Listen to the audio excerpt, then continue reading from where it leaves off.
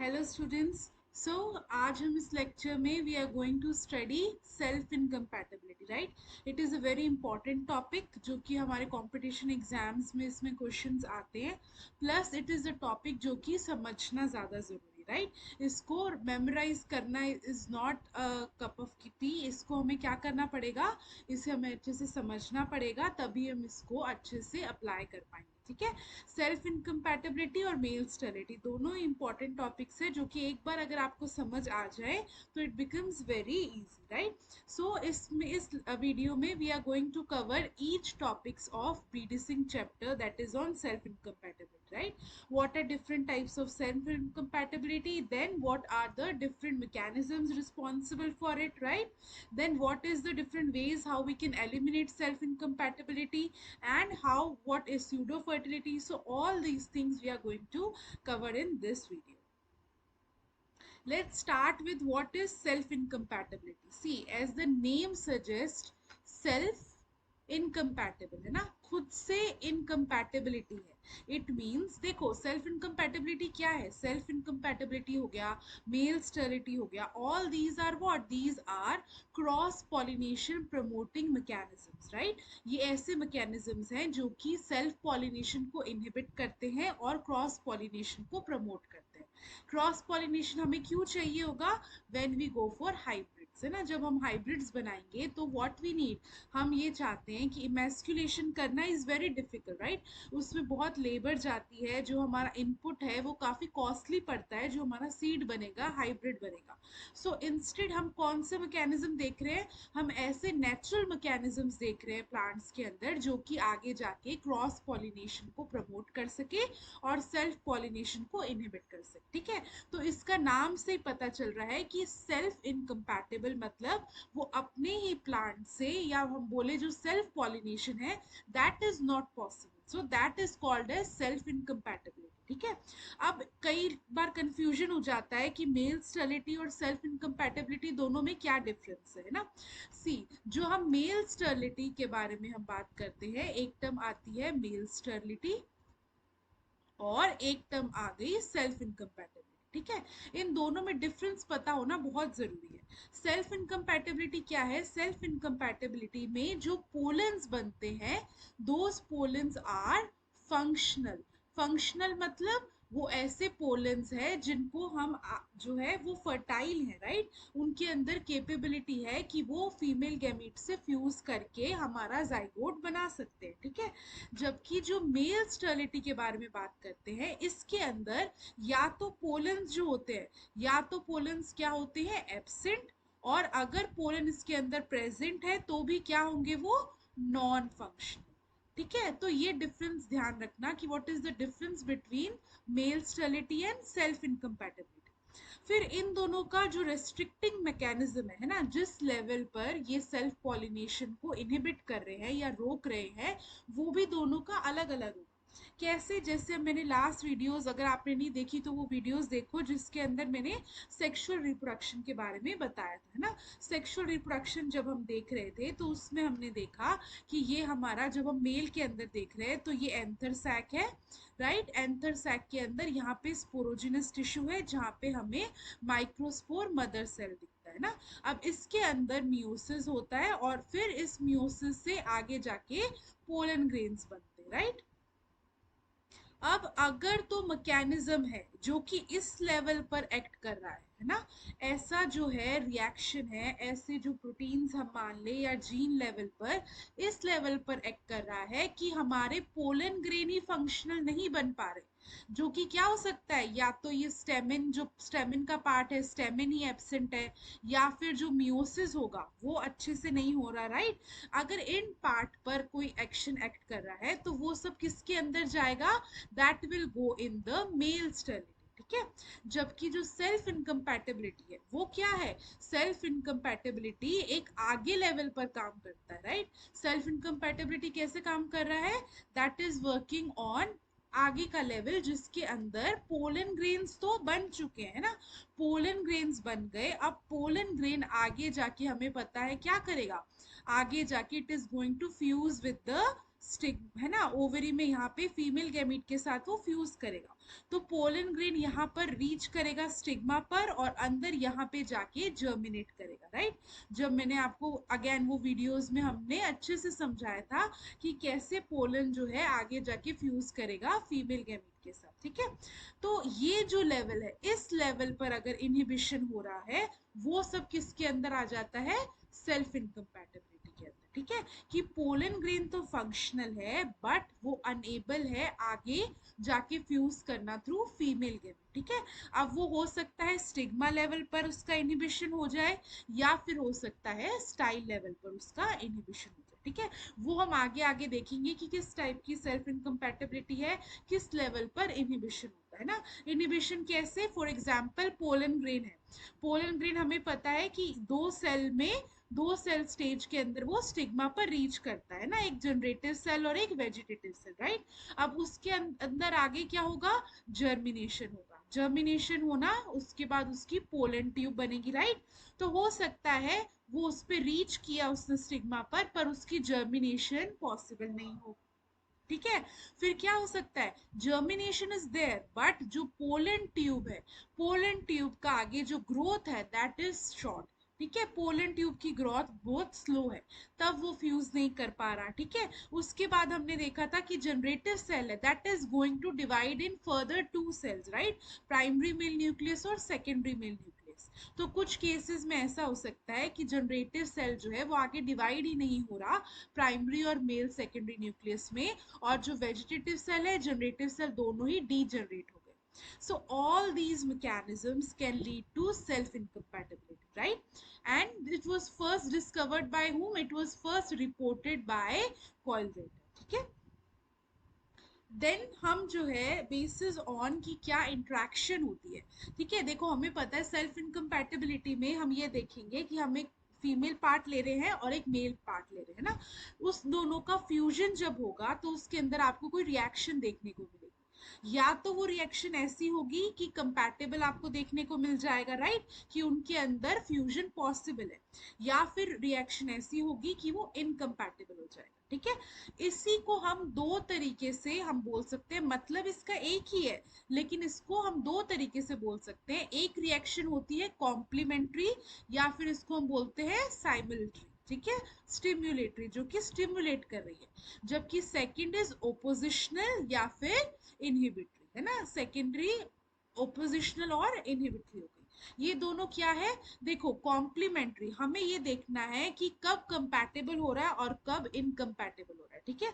Complementary जो है, ये जो रिएक्शन है या ये जो इंटरेक्शन है वो ये बोलता है कि जब दोनों एसआई जीनोटाइप, एसआई जीनोटाइप हम कौन से के बारे में बात करें, मेल और फीमेल, मैं आगे आपको बताऊंगी कि कैसे एक पोलन ग्रेन का जीनोटाइप है, राइट, वैसे ही एक स्टाइल या फिर स्टिग्मा जो फीमेल पार्ट है उसका भी एक जीनोटाइप है। उन दोनों का जीनोटाइप अगर तो डिफरेंट है ना, दोनों का डिफरेंट है, तब क्या होगा, कॉम्प्लीमेंट्री रिएक्शन होगी, और कॉम्प्लीमेंट्री रिएक्शन होने से उन दोनों का फ्यूजन क्या हो जाएगा, पॉसिबल, ठीक है। एक तो ये तरीका है बोलने का, ठीक है। दूसरा तरीका क्या है, अपोजिशनल या फिर इनहिबिटरी। ये क्या है, जब दोनों ही एसआई जीनोटाइप जो फीमेल और मेल का है, दोनों का एसओ जीनोटाइप सिमिलर हो गया, तो सिमिलर होने से वो एक दूसरे को क्या कर रहा है, रिपेल कर रहा है या फिर इनहिबिट कर रहा है, दोनों अपोजिट में काम कर रहे हैं, जिसके कारण आपको सेल्फ इनकम्पैटिबिलिटी देखने को मिलेगी, ठीक है। ये दोनों मैकेनिज्म है, एक ही बात है कहने की कि देखो हमें ये पता है सेल्फ इनकम्पैटिबल है, it means if there is similarity, अगर हम एक ही फ्लावर ले ले, एक ही फ्लावर के अंदर मेल पार्ट भी है और फीमेल पार्ट भी, राइट, ये दोनों एक दूसरे को फ्यूज नहीं कर पाएंगे, क्यों, क्योंकि इनका जो एसआई जीनोटाइप है वो सेम होगा, है ना। अब इसी में हम ये कह सकते हैं कि कुछ रिएक्शंस ऐसी होती हैं कि दोनों का जब केमिकल सेम आया तो उसने एक दूसरे को रिपेल कर दिया, या फिर हम ये कह सकते हैं कि अगर कंपैटिबल हो रहा है तो क्या हुआ, कोई दोनों की रिएक्शन डिफरेंट आने से वो कंपैटिबिलिटी हो रही है, ठीक है। अब ये रिएक्शन कैसे होती है, ये कैसे हम एसआई जीनोटाइप को कह रहे हैं, वो हम आगे फ्यू स्लाइड्स में देखेंगे, ओके। सो अब हमने लुइस ने इन 1954 जो सेल्फ इनकम्पैटिबिलिटी है उसको दो पार्ट्स में डिवाइड कर दिया, ठीक है।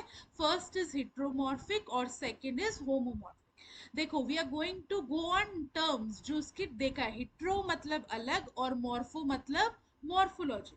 सिंपल, अगर self incompatibility is due to difference in the morphology of the flowers, right, then it is heteromorphic type of self incompatibility. while when I talk about homomorphic मतलब उनकी मॉर्फोलॉजी तो similar है, morphology के कारण वो compatible या incompatible नहीं हो रहे। रीजन क्या है? Reason is physiology. फिजियोलॉजी किस तरह से जर्मिनेशन पर या अलग अलग स्टेप्स पे, जो मैंने आपको बताया था कि जर्मिनेशन नहीं हो पा रहा स्टिग्मा पर या आगे स्टाइल पर इनहिबिट हो रहा है, अगर वो फिजियोलॉजिकल जो रिएक्शंस हो रही है उस लेवल पर कोई काम कर रहा है, that is homomorphic self incompatibility. और अगर मॉर्फोलॉजी अलग अलग है फ्लावर्स की तो that is heteromorphic self incompatibility, ठीक है। इसको हम फर्दर दो पार्ट में क्लासिफाई कर सकते हैं, one is distyly and the second one is tristyle, ठीक है। अब यहाँ पे भी देखो, नाम पे जाओ, डाई मतलब दो, स्टाइली मतलब दो तरह की स्टाइल्स आपको देखने को मिलेंगी। दो तरह की कौन सी? One is long and other one is short, ठीक है। जबकि ट्राई स्टाइली मतलब हमें तीन तरह के स्टाइल देखने को मिलेंगे, एक हो जाएगा लॉन्ग, एक हो जाएगा मीडियम और एक हो जाएगा शॉर्ट, ठीक है। सो नेचर में जो है हमारे, हमें फोकस किस पे करना है? डाई स्टाइलिंग पे, ठीक है। एग्जाम पॉइंट ऑफ व्यू से भी और नेचर में भी क्या है ज्यादा डोमिनेंट? क्या है? डाई स्टाइल, ठीक है। अब जो डाई स्टाइली है इसमें ये क्या बोल रहा है? एक लोकाय और दो लोकाय, ठीक है। अब ये चीज समझना, ये चीज क्या होती है? जो हमारे पास, हमें पता है कि कुछ भी जीन है ना, वो क्या करता है, एक पर्टिकुलर लोकेशन पर प्रेजेंट होता है जिसको हम कहते हैं लोकस। ये जितने भी हम रिएक्शंस देख रहे हैं, प्रोटीन बन रहा है, ये सब कौन रेगुलेट कर रहा है? मॉलिक्यूलर लेवल पे हम देख रहे हैं, तो जीन या जो डीएनए है वो इसको रेगुलेट करता है, ठीक है। अब हर एक जीन की एक पोजीशन होती है जिसको हम कहते हैं लोकस। जो सेल्फ इनकम्पैटिबिलिटी है वो किससे रेगुलेट होती है? That is regulated by a complex locus.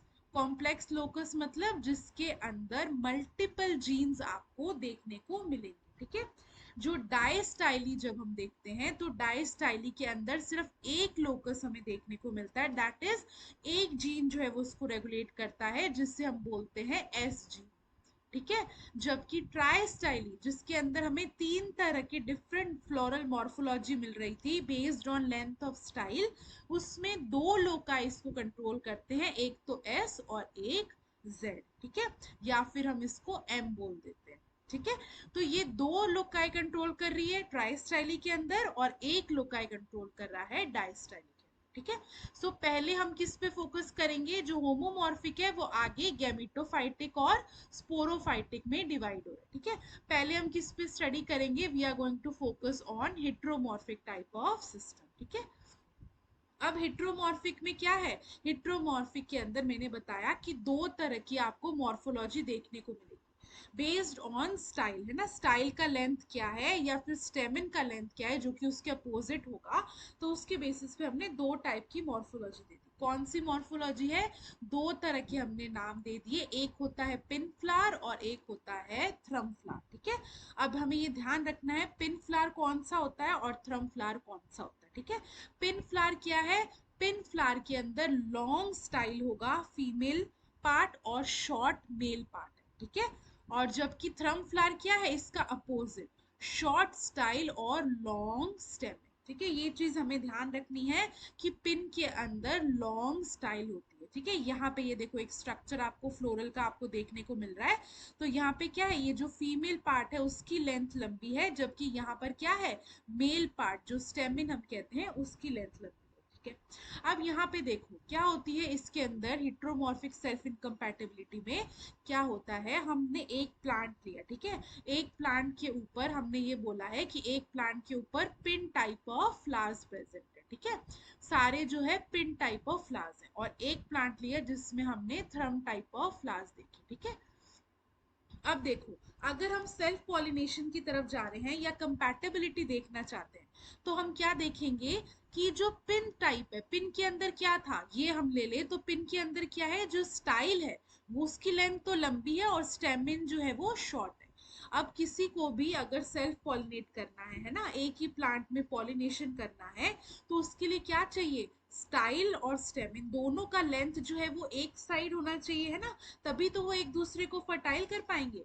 But because इसके अंदर जो लेंथ है स्टाइल और स्टेमिन की अलग अलग लेंथ हो जाने के कारण पिन पिन से जब क्रॉस करता है तो क्या होता है, इनकम्पैटिबल रिएक्शन आती है, ठीक है। उसी तरह से जब थ्रम और थ्रम का क्रॉस होता है तो क्या आएगा, इनकम्पैटिबल रिएक्शन, है ना। ये लॉजिकल है बिकॉज उनके अंदर जो मेल और फीमेल पार्ट है वो एक हाइट पर नहीं है, तो वो एक दूसरे को फ्यूज नहीं कर पाते।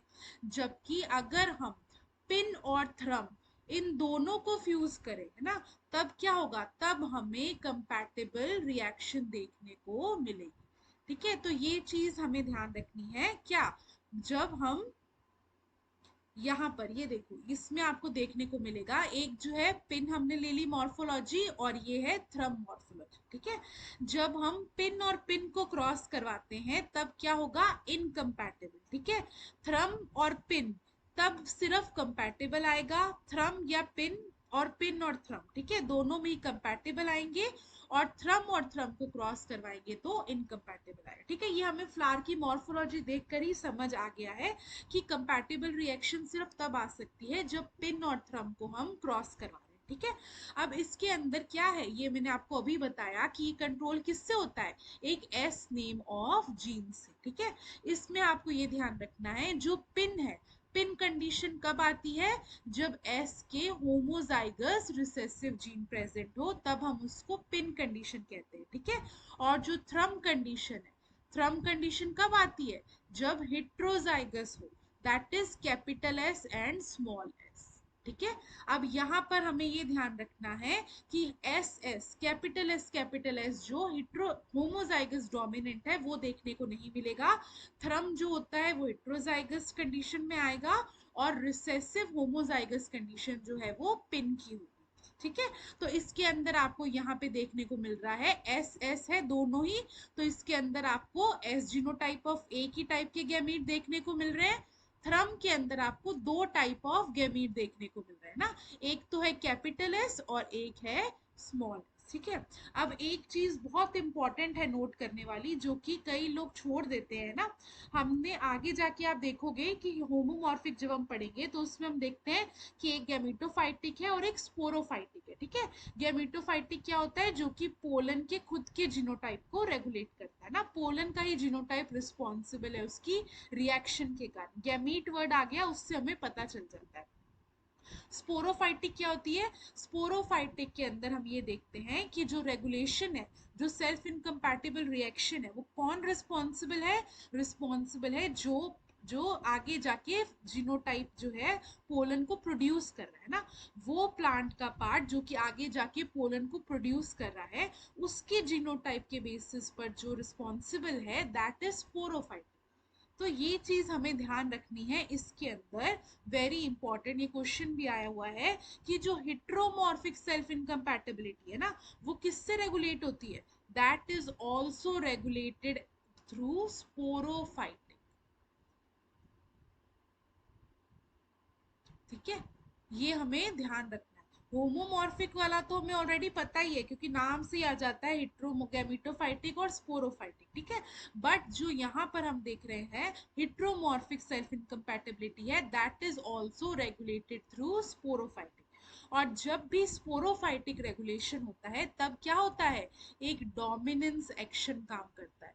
ये डीप में हम आगे जब मैं आपको स्पोरोफाइटिक सेल्फ इनकम्पैटिबिलिटी पढ़ाऊंगी तब उसके अंदर आपको ये अच्छे से देखने को मिलेगा। बट यहाँ पर ये क्यों रेगुलेट करा, ये चीज मैंने आपको यहाँ क्यों बताई, क्योंकि ये देखो यहाँ पर ऑल्दो हमें दो तरह के जीन देखने को मिल रहे हैं, दो तरह के एलील है, एक कैपिटल एस है और एक स्मॉल एस है, लेकिन यहाँ पर क्या है, capital S is dominant to small S, जो कि मैं आपको बता रही थी कि स्पोरोफाइटिक के अंदर एक डोमिनेंस का एक्शन काम करता है, वो यहाँ पे देखने को मिल रहा है, जिसके कारण भले यहाँ पर स्मॉल एस एलील भी है लेकिन वो एक्ट कैसे करेगा, कैपिटल एस के कारण, ठीक है। अब यहाँ पर कैपिटल एस की तरह वो काम कर रहा है, तो हमें क्या पता चला, इसकी रिएक्शन क्या हो गई, स्मॉल एस, और इसकी रिएक्शन क्या हो गई, कैपिटल एस। इन दोनों की रिएक्शन एक दूसरे से अलग हो गई। जब मैंने बताया था अलग हो जाएगी तो वो क्या करेगा, एक दूसरे को कॉम्प्लीमेंट कर सकता है।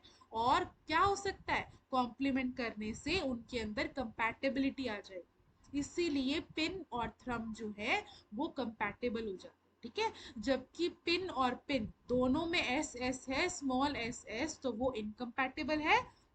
और कैपिटल एस जो कि थ्रम में हम देखते हैं, वो भी क्या हो जाता है, इनकम्पैटिबल हो जाता है, ठीक है। अब जो है नेक्स्ट हमारा आता है ट्राई स्टाइल, ठीक है।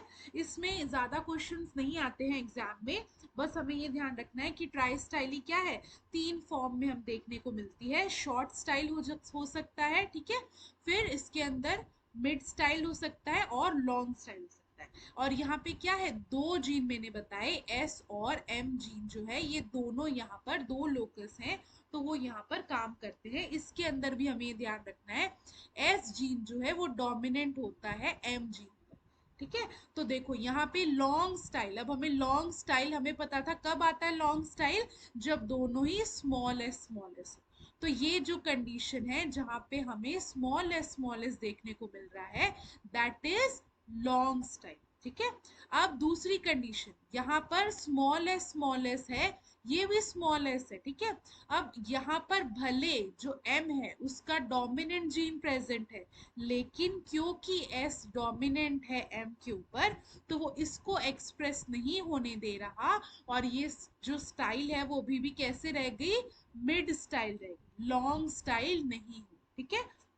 लॉन्ग स्टाइल कब देखने को मिलेगी, सिर्फ एक ही कंडीशन में, जब हमारे पास कोई एक डोमिनेंट एस एलील हो। यहाँ पर ये देखो,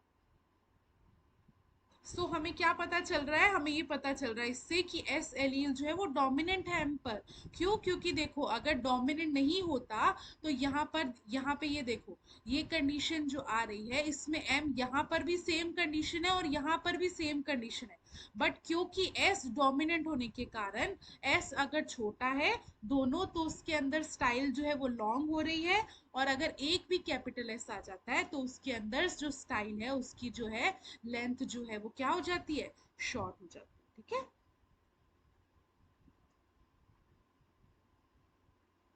now we are going on homomorphic self incompatibility, ठीक है। हेट्रोमॉर्फिक सेल्फ इनकम्पैटिबिलिटी आपको समझ आ गई, जो दो की due to reason of morphological difference, ठीक है, जिसके अंदर हमने पिन और थ्रम टाइप ऑफ फ्लावर्स देख ली, ठीक है। अब जो आती है that is homomorphic self incompatibility, जिसका मैंने रीजन बताया आपको कि it is due to what, it is due to physiological reasons. जो पूरा मैंने आपको समझाया था कि स्टिग्मा पर जाके क्या प्रॉब्लम आ रही है, स्टाइल पे जाके क्या हो रहा है, तो ये सारा जो मैकेनिज्म है वो सब आपको होमोमॉर्फिक सेल्फ इनकम्पैटिबिलिटी में देखने को मिलता है। नेचर में होमोमॉर्फिक सेल्फ इनकम्पैटिबिलिटी ज्यादा देखने को मिलती है एज कंपेयर टू हेट्रोमॉर्फिक, ठीक है। और इसके अंदर क्या है, इसके अंदर आपको दो तरह की मिलेगी, वन इज गैमिटोफाइटिक और दूसरी क्या थी, स्पोरोफाइटिक, ठीक है। गैमिटोफाइटिक देखो नाम से पता चल रहा है, जो गैमीट से रेगुलेट होने वाली है, गैमीट क्या है, पोलन रिंग। तो ऐसी self incompatibility that is regulate by pollen के खुद के जीनोटाइप से, that is gametophytic self incompatibility, ठीक है। और ये सबसे पहले किसने देखी थी, ईस्ट एंड मैंगल्सडॉर्फ ने। इस पे क्वेश्चन आता है कई बार, साइंटिस्ट किसने गैमिटोफाइटिक सेल्फ इनकम्पैटिबिलिटी देखी है, अलोंग विद किसके अंदर देखा, निकोशियाना सेनेंडरी। ये भी क्वेश्चन आया हुआ है, स्पेशली जो इसका स्पीसीज है ना, स्पीसीज में पूछा हुआ है कि कौन से स्पीसीज में गैमिटोफाइटिक सेल्फ इनकम्पैटिबिलिटी देखने को मिली थी, तो दैट इज सेनेंट्री, ठीक है। तो और इसके एग्जाम्पल क्या है, जैसे ट्राइफोलियम, निकोशियाना, लाइकोपर्सिकॉन, पेट्यूनिया, ये सारे जो है इसके अंदर आपको होमोमॉर्फिक में गैमिटोफाइटिक सेल्फ इनकम्पैटिबिलिटी देखने को मिलेगी, ठीक है। अब हम देखते हैं कि ये है क्या। देखो इससे आपको इजीली समझ में आएगा, self incompatibility is regulated by किससे, पोलन के जीनोटाइप से, ठीक है। अब यहाँ पे देखो, यहाँ हम देखते हैं ये क्या है, ये जीनोटाइप ऑफ द प्लांट जो कि आगे जाके पोलन को बनाएगा। ये यहाँ पे डिप्लॉइड है, याद है, एमएमसी, माइक्रोस्पोर मदर सेल, जिसके अंदर फिर क्या हो जाना था, मियोसिस होना था, है ना। तो उससे फिर क्या बनेगा, एन, जबकि ये क्या था, 2n, राइट। तो यहाँ पर हमें पता है दो तरह के हमें पोलन देखने को मिलेंगे, एक तो हो गया S1 और एक हो गया S2, ठीक है। सिमिलरली अगर उसकी प्लॉइडी जो है वो S3, अगर उसके अंदर S3 या S4 एलील प्रेजेंट है, मैंने आपको क्या बताया, ये कॉम्प्लेक्स लोकस है जिसके अंदर मल्टीपल एलील प्रेजेंट है ना। S1 S2 S3 S4 S gene के मल्टीपल एलील्स हैं जो कि रेगुलेट करते हैं सेल्फ इनकम्पैटिबिलिटी को यहाँ पे, ठीक है। तो उसके अंदर हमें या तो S3 मिल जाएगा या S4 S2 या फिर S, ठीक है। ये क्या है, ये है जीनोटाइप पोलन का, है ना। पोलन जो एन प्लॉइडी है उसका एक एलील होगा उसके अंदर, तो ये वो एलील का नाम दे रखा है, ठीक है। अब इसका रिएक्शन हम मान लो दो तरह की टाइप ऑफ रिएक्शन हमें पता है, जैसे मेल का है वैसे ही रिएक्शन किसका होगा, फीमेल का भी होगा। अब हमें ये ध्यान रखना है कि देखो, गैमीटोफाइटिक है, एक स्पोरोफाइटिक है और एक हिट्रोमॉर्फिक है ना। हिट्रोमॉर्फिक में दो ही कंडीशन देखने को मिलेगी, या तो कंपैटिबल है या फिर कंपैटिबल नहीं है, ठीक है। जो हम आगे स्पोरोफाइटिक देखेंगे, in that also only two condition is possible, either it is compatible or either it is incompatible. But remember, in gametophytic homomorphic self incompatibility, you see three types of condition. One is fully compatible, fully incompatible, partially incompatible and fully compatible, ठीक है। तीन तरह की हमें यहाँ पे condition देखने को मिलेगी। इसका रीजन क्या है, क्योंकि यहाँ पर डोमिनेंस वाला एक्शन काम नहीं करता, और एक भी अगर एलील डिफरेंट है तो वो क्या हो जाएगा, पार्शियल इनकम्पैटिबल। जबकि हिट्रोमॉर्फिक और स्पोरोफाइटिक वाला जो था उसमें डोमिनेंस का एक्शन काम कर रहा था, तो डोमिनेंस के कारण हम आगे, अब मैं आपको बताऊंगी कि कैसे पार्शियल इनकम्पैटिबल का कोई चांस नहीं होता, ठीक है। अब यहाँ पे देखो, हमने ये देखा S1 S2 एलील है स्टाइल का, और यहाँ पे S3 S4, ठीक है।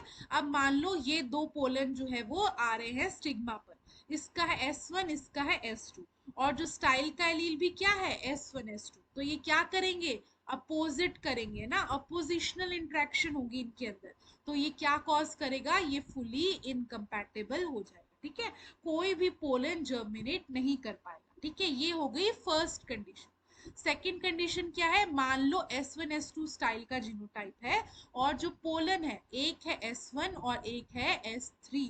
अब S1 की तो इंट्रैक्शन इससे अपोजिशनल हो जाएगी, क्यों, क्योंकि यहाँ पर भी S1 है और यहाँ पर भी S1 है। बट ये जो S3 है इसकी रिएक्शन अलग है, अलग होने से ये क्या हो जाएगा, कॉम्प्लीमेंट करेगा, तो ये वाला जीनोटाइप जो है पोलन का वो जर्मिनेट कर जाएगा। उसी तरह से अगर दोनों ही अलग अलग हैं, एक S3 है एक S4 है, जबकि स्टाइल के अंदर S1 और S2 है, तो हम देखेंगे कि दोनों ही क्या कर रहे हैं, दोनों ही जर्मिनेट कर पा रहे हैं। तो हम ये देख रहे हैं कि तीन तरह की जो रिएक्शन बन रही थी वो ऐसे बन रही थी, अगर कोई भी जर्मिनेट नहीं कर पा रहा तो fully incompatible, if one is able to germinate then it is partially incompatible, if both of the pollen genotypes are being able to germinate then it is fully compatible, right. So these three conditions we can see in the gametophytic self incompatibility, okay. Now next is sporophytic self incompatibility. Sporophytic क्या है, नाम से हमें पता चल रहा है, it is governed by the genotype of the plant on which pollen is produced, ठीक है। प्लांट के जीनोटाइप पे स्पोरोफाइटिक जो सेल है उसके जीनोटाइप पे डिपेंड करता है, ना कि आगे जाके म्यूसिस से जो पोलन का जीनोटाइप बना है उस पे डिपेंड करता है, ठीक है। अब ये किसने देखा था, it was first seen by Hughes and Babcock in 1950 in Crepis foetida, और सेम ईयर में क्रेस्टल ने देखा था पार्थीनियम आर्जेंटम। बहुत इंपॉर्टेंट है ये साइंटिस्ट के नाम, ठीक है। स्पोरोफाइटिक किसने देखा और गैमेटोफाइटिक किसने देखा। अब स्पोरोफाइटिक सेल्फ इनकम्पैटिबिलिटी यूजुअली किसमें होती है, ब्रेसिका स्पीसीज में, ये भी हमें ध्यान रखना है, ठीक है। जो गैमेटोफाइटिक है वो किसमें हो गई, लेग्यूमिनेसी सोलेनेसी, जबकि स्पोरोफाइटिक किसके अंदर है, ब्रेसिकेसी फैमिली के अंदर काफी कॉमन है। अगेन नेचर के अंदर गैमेटोफाइटिक ज्यादा है या स्पोरोफाइटिक, स्पोरोफाइटिक, ठीक है। तो ये ध्यान रखो, हेट्रो ज्यादा है या होमो, होमो ज्यादा है। हेट्रो में डाइस्टाइली ज्यादा है या ट्राइस्टाइली, डाइस्टाइली ज्यादा है। और होमोमॉर्फिक के अंदर भी गैमेटोफाइटिक ज्यादा है या स्पोरोफाइटिक, स्पोरोफाइटिक ज्यादा, ठीक है। ये चीज आपको ध्यान रखनी है। अब इसको हम समझते हैं कि कैसे स्पोरोफाइटिक सेल्फ इनकम्पैटिबिलिटी काम करती है। इसको पढ़ने से पहले मैंने आपको, जैसे हमने पहले देखा था हिट्रोमॉर्फिक में एक डोमिनेंस का एक्शन काम करता है ना, यहाँ पे भी वही डोमिनेंस का एक्शन आपको समझना है। इसके अंदर क्या है, जो हम मल्टीपल एलील्स देख रहे हैं जीनोटाइप में, उसमें S1 डोमिनेंट है S2 पर, S2 डोमिनेंट है S3 पर और S3 डोमिनेंट है S4 पर। मीन्स अगर S1 है आगे तो ये सारे कैसे काम करेंगे, S1 की तरह, ठीक है। तो ये डोमिनेंस का एक्शन हमें समझना है, तभी हम आगे इस रिएक्शन को समझ पाएंगे, ठीक है। अब यहाँ पे देखो सेम, अब यहाँ पे हमें क्या देखना है, हमें जीनोटाइप ऑफ पोलन से कोई मतलब नहीं है। क्यों, क्योंकि ये कौन रेगुलेट करने वाला है, it is regulated by the genotype of the plant, जो स्पोरोफाइट है, ठीक है। उसका क्या जीनोटाइप है, उसके बेसिस पे ये रेगुलेट होने वाला है। अब मान लो डिफरेंट हमने इसमें एग्जांपल्स ले रखे हैं। इसके अंदर देखो, सबसे पहले अगर हम ये वाला एग्जांपल लें तो इसके अंदर क्या है, दो टाइप के हमें पोलन देखने को मिलेंगे, S1 और S2, ठीक है। अब अगर ये क्या होती गैमेटोफाइटिक सेल्फ इनकम्पैटिबिलिटी, तब तो क्या होता, S1 की तरह ही होता और S2 जो है वो S2 की तरह ही होता है ना। लेकिन ये क्या है, it is sporophytic self incompatibility. तो यहाँ पे ये डिपेंड नहीं करता कि पोलन का जीनोटाइप क्या है, यहाँ पे डिपेंड करेगा कि जीनोटाइप ऑफ प्लांट क्या है, और उसमें क्या काम करेगा, ये लॉ ऑफ डोमिनेंस। ये लॉ ऑफ डोमिनेंस काम करेगा तो हमें क्या देखने को मिलेगा कि ये जो है S1 एलील डोमिनेंट हो जाएगा S2 पर, और S2 भी किस तरह काम करने लग गया, S1 की तरह। समझ गए। फॉर एग्जाम्पल यहाँ पे देखो, S2 और S3 है, तो S2 डोमिनेंट है S3 के ऊपर, तो ये दोनों एलील जो है किस तरह, दोनों जीनोटाइप पोलन के कैसे काम कर रहे हैं, S2 की तरह, ठीक है। ऐसे यहाँ पर S2 S4 S3 S4, तो ये जो डोमिनेंस वाला है वो लॉ ऐसे काम कर रहा है। अब आपको समझ आ गया होगा, ठीक है। अब हमारे पास ये आ गई कि ये हमारे पास, ठीक है, पोलन का हमारे पास रिएक्शन आ गया, ठीक है। अब फर्स्ट कंडीशन अगर हम देख ले, तो इस कंडीशन में देखो, ये हमारे पास है पोलन, ये तो पोलन का खुद का जीनोटाइप है, ठीक है। बट वो रिएक्ट कैसे करेगा, S1 S1 की तरह कर रहा है और S2 भी S1 की तरह ही करेगा, लॉ जो डोमिनेंस काम कर रहा है, ठीक है। और यहाँ पर क्या है, जो स्टाइल है S1 और S2, अगेन स्टाइल भी किसकी तरह काम करेगी, S1 के कारण। तो यहाँ पे नेट क्या बना, इसका भी रिएक्शन S1 है, इसका भी रिएक्शन S1 है, तो ये क्या हो गई, कंपैटिबल नहीं है, इनकम्पैटिबल, कंप्लीटली इनकम्पैटिबल हो गई, क्योंकि दोनों का रिएक्शन सेम हो गया, ठीक है।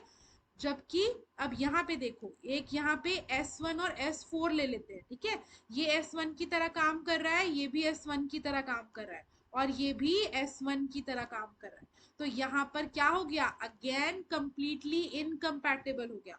जबकि यहाँ पे देखो, अगर ये क्या होती, गैमेटोफाइटिक होती, तो उसमें S1 तो मान लो नहीं जर्मिनेट कर पा रहा, लेकिन S4 क्या करता, जर्मिनेट कर लेता और क्या बना लेता, पार्शियल इनकम्पैटिबल।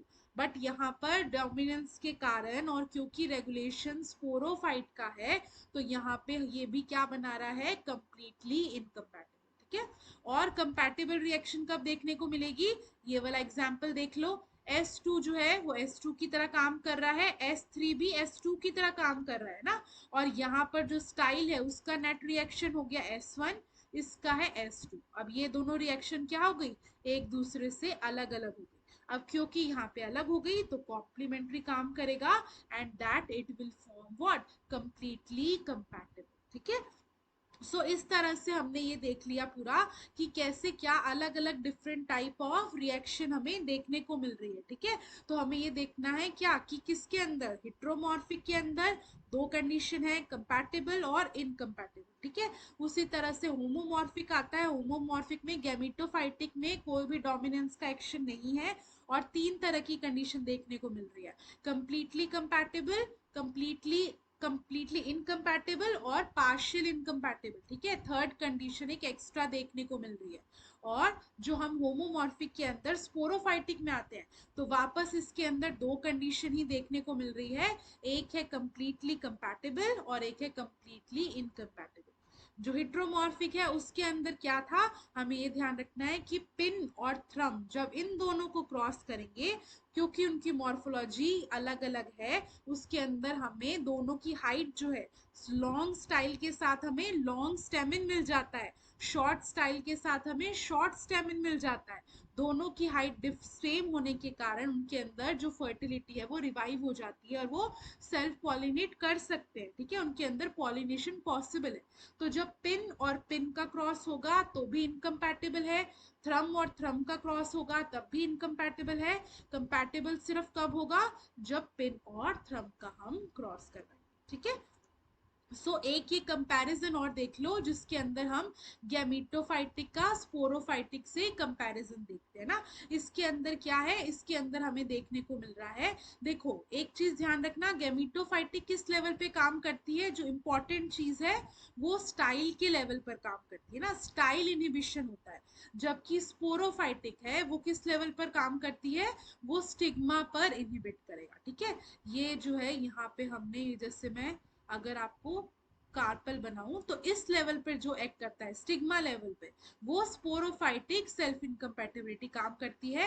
और जो स्टाइल है वो किस लेवल पे, यहाँ पे गैमीटोफाइटिक सेल्फ इनकम्पैटिबिलिटी पर काम करती है, ठीक है। अब इसके अंदर क्या होता है, इसके अंदर आपको देखने को मिलेगा, इसके अंदर हमें ये देखने को मिल रहे हैं, दो हमने डिफरेंस देखे ना। गैमीटोफाइटिक में जो स्टिग्मा होती है वो वेट स्टिग्मा होती है, जबकि स्पोरोफाइटिक में जो स्टिग्मा होती है वो ड्राई स्टिग्मा होती है ना। ड्राई स्टिग्मा का क्या मतलब है, जो हमें स्पोरोफाइटिक सेल्फ इनकम्पैटिबिलिटी है उसके अंदर जो रीजन है, कि जिस रीजन से हमें आगे देखते हैं कि जर्मिनेशन नहीं हो पाता पोलन का, वो क्या होता है, क्योंकि इसकी स्टिग्मा ड्राई होती है। तो after because of lack of hydration है ना, वाटर जो है उसकी हाइड्रेशन नहीं मिल पाती, उसके कारण वो आगे जो है वो जर्मिनेट नहीं हो पाता। तो ये हमें ध्यान रखना है कि स्टिग्मा जो है वो इनिशियल लेवल पर ड्राई होती है इन स्पोरोफाइटिक, ठीक है। फिर एक्शन का मैंने आपको बताया, जो हमेशा ध्यान रखना है, स्पोरोफाइटिक जो है वो काम करता है स्टिग्मा लेवल पर और जो गैमीटोफाइटिक है वो काम करता है स्टाइल लेवल पर, ठीक है। फिर पोलन रिलीज, जो गैमीटोफाइटिक है उसके अंदर पोलन रिलीज बाइन्यूक्लियेट स्टेज पे है, जबकि स्पोरोफाइटिक में ट्राइन्यूक्लियेट स्टेज पे, ठीक है। फिर इसके अंदर क्या होता है, स्लो पोलन का जर्मिनेशन, जो पोलन ट्यूब बन रही है उसका जर्मिनेशन जो है बहुत स्लो होता है, इसीलिए वो स्टाइल लेवल पर काम करता है, ठीक है। जबकि यहाँ पे क्या है, स्टिग्मा लेवल पर आता है। इसमें इंपॉर्टेंट ये है कि एक बार उसका जर्मिनेशन हो जाए, जर्मिनेशन हो जाने के बाद तो उसका जो पोलन ट्यूब है that is capable of forming the germ tube completely, ठीक है। फिर इसका जो पोलन एग्जाइन है वो इम्परफोरेट है। एग्जाइन मैंने आपको लास्ट लेक्चर्स में बताया था, राइट। पोलन है उसके अंदर आउटर लेयर जो होती है एग्जाइन होती है, देन इनर लेयर है इंटाइन होती है, राइट। तो इसके अंदर जो है गैमीटोफाइटिक में तो वो इम्परफोरेट है, उसके अंदर कोई भी परफोरेशंस नहीं है, गैप नहीं है, ओपनिंग नहीं है, ठीक है। जबकि इसके अंदर वो परफोरेट है। अब परफोरेट कैसे है ये मैं भी आपको बताती हूँ, हम स्पोरोफाइटिक का रिएक्शन देखते हैं। देखो स्पोरोफाइटिक में क्या है, दो कंडीशन हो सकती है, या तो कंपैटिबल है या फिर इनकम्पैटिबल हमें देखने को मिलेगा है ना दोनों के अंदर। अब इसमें क्या रीजन है कि कंपैटिबल होता है और क्या रीजन है कि इनकम्पैटिबल है। मान लो कि जो हम रिएक्शन देख रहे हैं, पोलन जो है वो जर्मिनेट किया और उसको जब पोलन जो है वो स्टिग्मा पर रीच किया और उसको क्या मिला, उसको मिला कि उसकी दोनों जो रिएक्शन है स्टाइल और पोलन की, वो दोनों रिएक्शन एक दूसरे को अपोजिट कर रही है and that condition leads to incompatible, ठीक है।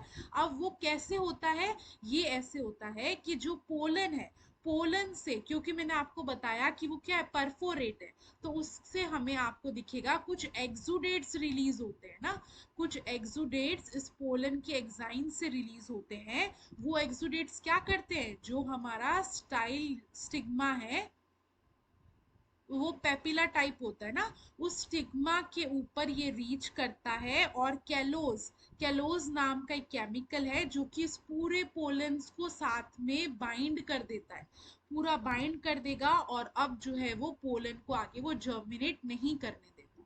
सो ये होता है जब इनकम्पैटिबल रिएक्शन है, ठीक है। जबकि अगर कंपैटिबल है तो जैसे ही जो पोलन है, पोलन ने स्टिग्मा के ऊपर जैसे ही वो रीच किया, राइट, अब क्या होगा, उस पोलन से, पोलन के अंदर हमें पता है एक लेयर बनती है, दैट इज CSL लेयर, जो कि है सेलुलोजिक लेयर। ये लेयर जो मैंने आपको बताया स्टिग्मा है, उसके पैपिले के साथ क्या होता है, इसका फ्यूजन होता है। जैसे इसका फ्यूजन हुआ, इस CSL के अंदर एक ट्रिफाइन लेयर प्रेजेंट होती है। वो लेयर क्या करती है, एक जेल का क्रिएट करती है, और वो जेल आपको आगे जाके जो पोलन है उसको क्या प्रोवाइड करेगा, हाइड्रेशन प्रोवाइड करेगा। हमें ये पता है कि उसकी खुद की स्टिग्मा क्या है, ड्राई टाइप है, वो खुद हाइड्रेशन प्रोवाइड नहीं कर सकती जैसे गैमेटोफाइटिक में थी। तो यहाँ पर अगर कंपैटिबल होना है तो ट्रिफाइन का फॉर्मेशन CSL के थ्रू जरूरी है, जो कि आगे जाके एक जेल का कॉम्प्लेक्स बनाएगा। वो जेल जो है वो आगे जाके हाइड्रेशन प्रोवाइड करेगी। और जैसे ही पोलन को हाइड्रेशन मिल गया, अब उसके अंदर क्या होगा, उसका जर्मिनेशन शुरू होगा ना, जो परफोरेट है, और उससे क्या होंगे, एंजाइम रिलीज होंगे। हमें पता है कि उसको क्या करना है, स्टाइल के अंदर जाना है, उसको पेनिट्रेट करना है, राइट। तो उसके लिए वो एंजाइम्स को रिलीज करेगा। फॉर एग्जांपल क्यूटिनेज हो गया है ना, जो कि जो स्टिग्मा की क्यूटिकल है उसको क्या करेगा, डिग्रेड करेगा, और फिर आगे वो स्टाइल के अंदर जाएगी, और स्टाइल से अल्टीमेटली वो ओवरी के अंदर चली जाएगी, ठीक है।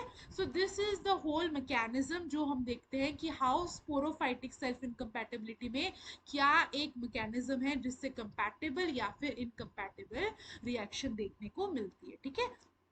ये हमने पूरा कवर किया जो बेसिक है पूरा सेल्फ इनकम्पैटिबिलिटी का। इसका पार्ट 2 के अंदर हम क्या देखेंगे, एक तो molecular basis of self incompatibility, right, plus what is pseudo fertility, pseudo fertility and what are the different ways जिससे हम एलिमिनेट कर सकते हैं सेल्फ इनकम्पैटिबिलिटी को, how self incompatibility can be used for formation of hybrids, उसका जो crop improvement है उसके अंदर उसका एप्लीकेशन क्या है। Okay, thank you.